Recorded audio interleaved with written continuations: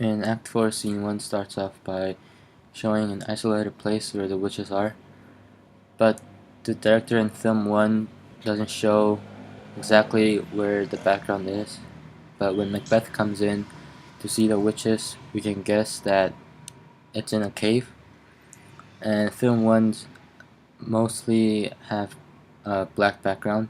For example, when Macbeth talks to the witches about his future, um, the background's complete black.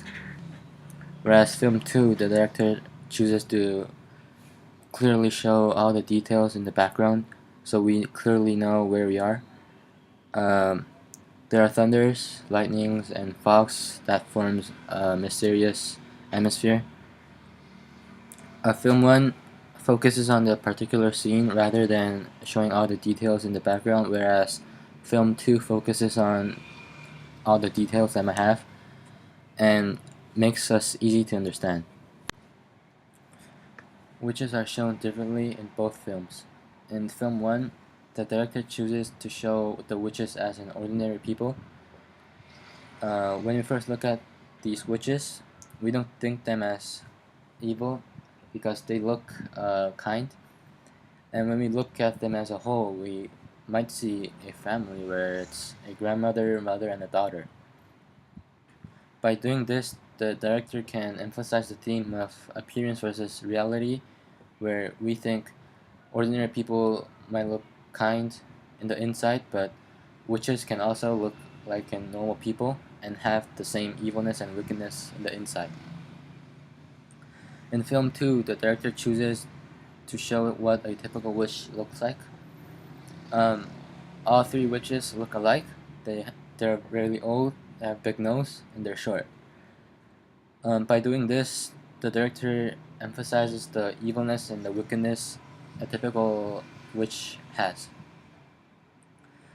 Film 1 focuses on the theme of appearance versus reality by indirectly showing the appearances of normal people as witches, and film 2 straightforwardly shows the evilness and wickedness of the witch.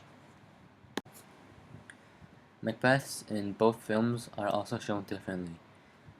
Macbeth in film 1 looks like a young man in his mid-20s or early 30s, whereas Macbeth in film 2 looks like in his late 30s or early 40s.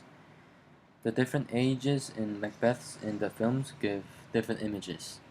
In film 1, Macbeth looks actually innocent and curious about the future that the apparitions tell him. The director chooses Macbeth as a young man to show his curiosity better and his bemusement toward what he hears effectively. Director of film 2, unlike director of film 1, chooses Macbeth older than film 1's, but Macbeth in film 2 seems more ambitious than Macbeth in film 1. His lively expressions and language, and his glaring, effectively shows his huge ambition. Both films Macbeth have similar hairstyles. They all have beards, depicting an ordinary king, but their different ages show how each Macbeths have different images. The way of showing apparitions greatly differs. In film 1, the director chooses to refer back and forth to what Macbeth is thinking, so we also can know what he is actually seeing. The apparitions appear to be ghostly and have dark, heavy faces. Through this version, we can effectively see them have a good sense of what Macbeth would feel like. Director 2 of film 2 chooses to not show the apparitions at all. The only source that we can rely on is Macbeth's facial expressions, which the actor does a really good job on telling what he feels like. Macbeth's tone of voice helps even better how he feels about what he hears. Through not showing apparitions at all, the director of film 2 rather emphasizes effectively Macbeth's facial expressions, and film 1 chooses to show the scene directly and clearly by using the apparitions in details. Hey guys, my name is Randy. I'm gonna compare Act 4 Scene 1 between the witch's appearance, Macbeth's appearance, and the apparitions that Macbeth have happening during the past that was suggested doing really bad, nasty ways toward how to become a king. First thing, we're gonna talk about the witch's appearance. On the first movie in film 1, the range of the age of the witches from film 1 and film 2 are different. In film 1, the witches are more old as an age, like early 60s or more than that.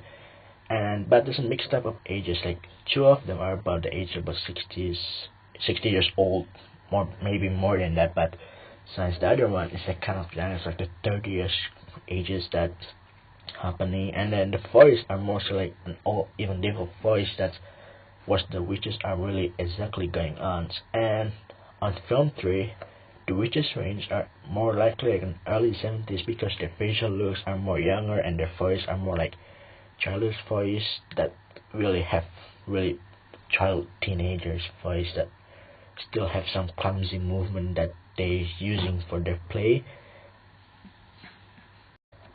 Now let's move on to Macbeth's characteristic. In film 1, Macbeth actually uses scarf and old empire outfits, but his facial look like it's like facial expression is like a really strong leader, and then it's like have more powerful things to do for his life, and then he looks more like an adult, like 50 years old adult that's who know how to become a proper king or a proper like leader for the kingdom. But in film 3, Macbeth facial looks is like a teenager's kid. It's like maybe 70s or more than that. And as we move on to the facial look as the picture appears, the outfit are really different than in film 1. The outfit he using suits and then a long hair, and then looks young and look like he's not really good leader. He's just like lame leaders. Like this is show like in 2006. This is the show of why Macbeth is not a good leader for his gangs or his kingdoms. And then as you move on toward this this picture I saw in video, and then he met the witches. His facial expression looked really evil, and then he knows what the plan are, and then it's like this is a real Macbeth characteristic toward the place than in film 1.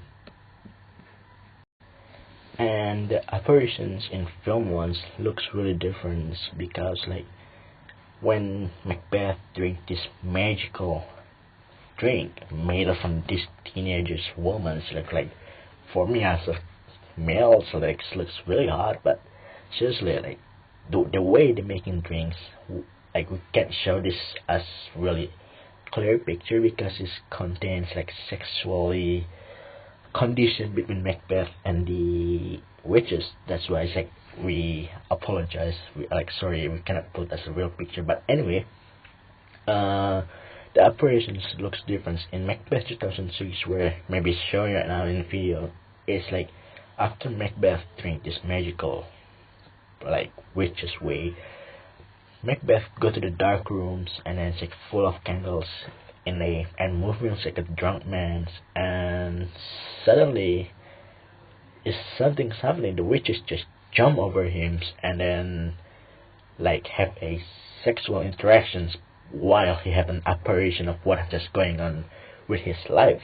And in film 1, sorry, it's mostly like what Macbeth have done it to his own people or those innocent people, say like this Banquo killing, and then the King Duncan, and there's a child full of blood. So this is like a show of murders. Like this is like the original text of what Macbeth are having.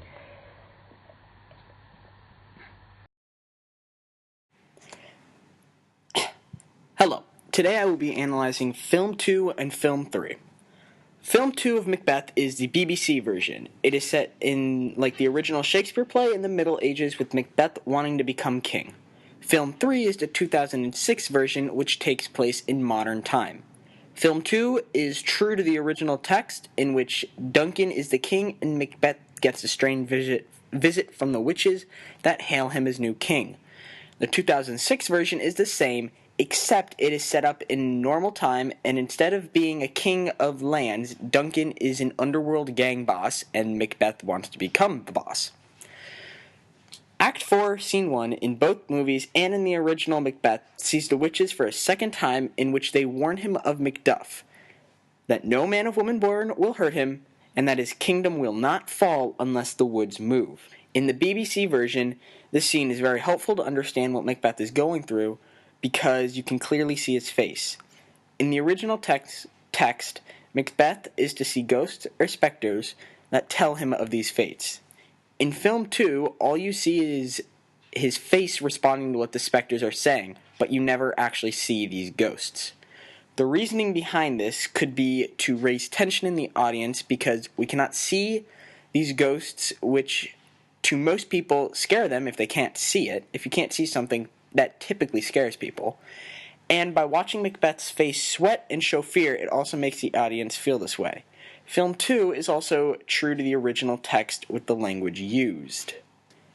The setting used in this scene is it's dark and gloomy. The witches are sitting around a cauldron, and Macbeth comes up. There's fog, there's lightning in the background. It's very, very dark, very scary, and it makes sense for the time period and what people thought of as witches, as these dark and evil creatures, and not at all part of the chain of being.